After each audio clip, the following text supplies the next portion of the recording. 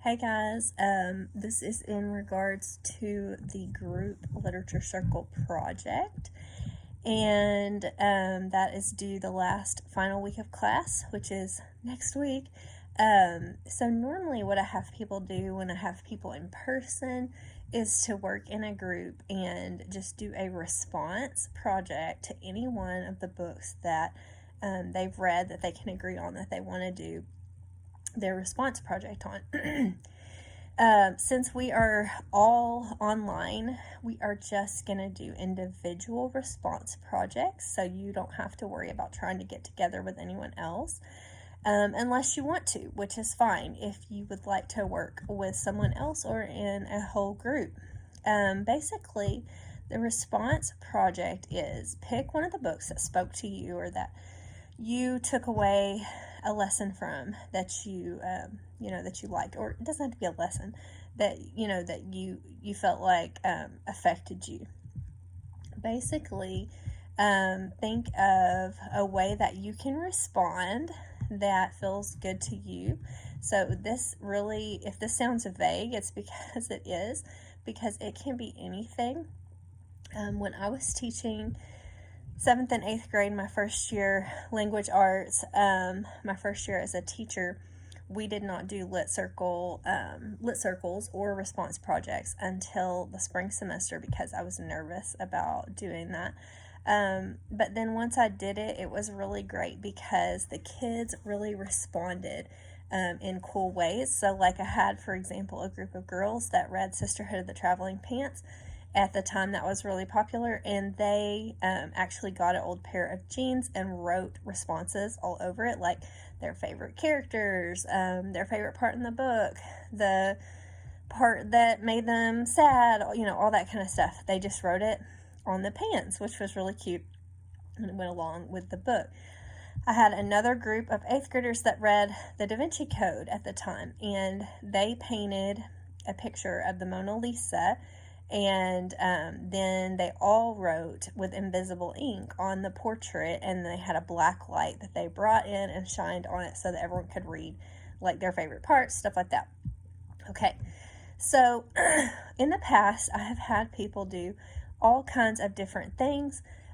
Since yours will probably not need to be like a physical thing that you hand in to me, obviously, although it could be, and you can take pictures or a video of yourself kind of presenting it, which is also fine if that appeals to you. You can also do some kind of electronic submission of something. You could do, this is driving me crazy because my, okay, sorry.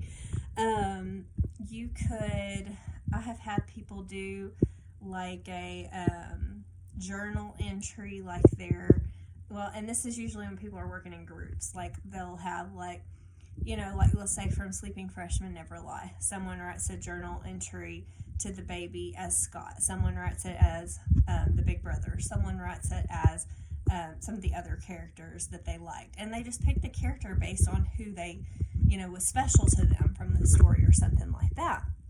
So that's an idea.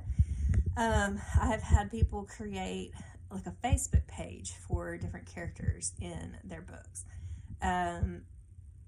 It's up to you, really and truly. I've had people do, I'm trying to think. Last year I had some great ones, but again, these were in-person people working in groups. Last year I had people bring different foods that had, I'm trying to remember which book it had to do with, but I think it was Fish in a Tree. I can't remember now.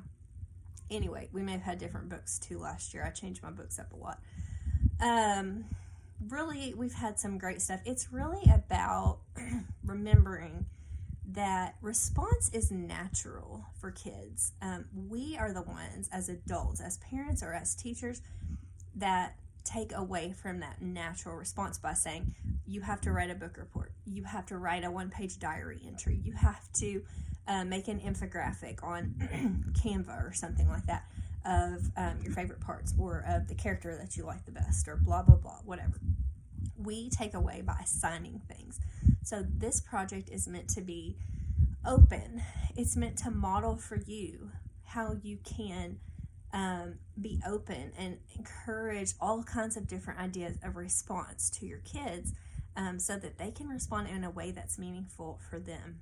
As an example, natural response, here's a couple of natural responses that have just occurred, that I can just share with you of my own kids here at my house. When I read The Boxcar Children to my son when he was much younger, he's 13 now, he, like the day after we finished it, he created a Minecraft world based on their setting, their boxcar in the woods, and like their place where they swam and stuff like that. He created all that little in his Minecraft world. Nobody told him, now you need to create a world, you need to create a diorama or an online diorama of this setting. No, he did that because he loved the book, and that was a form of response that felt natural and fun to him. When I read Little House on the Prairie with my daughter years ago, she's almost 9 now, and she was probably 4 or 5 at the time. She then wanted to role play the characters with me. So she wanted to be Mary, and she wanted me to be Maud. She wanted our little Joseph, my littlest one, to be baby Carrie. That was a natural form of response for her. We are striving for that idea.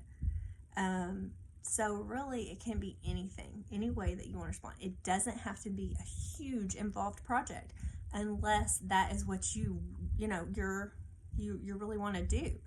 It can be small, like some of the other examples that I have named. It's really up to you. So I know every year when I explain this project, people look at me like, you're not going to tell us what to do. And it's hard for me too, because I don't want you to feel like you're floating around and don't know what you're doing. At the same time, it's important that you understand the purpose of this, and that I can't just tell you, do a paper, do a journal entry, make a Facebook page. I can't just tell you to do that. I want you to do something that you want to play with and do as a response to that book. So let me know if you have questions still, or anything that you're needing guidance on. I'm here. Okay, thanks. Bye. Oh, by the way, Canvas messages are not a good place to reach me. Email me, text me, call me. Okay, one of those things, because sometimes I don't see Canvas messages. For whatever reason, it doesn't notify me that I have messages a lot of times. Okay, see you guys.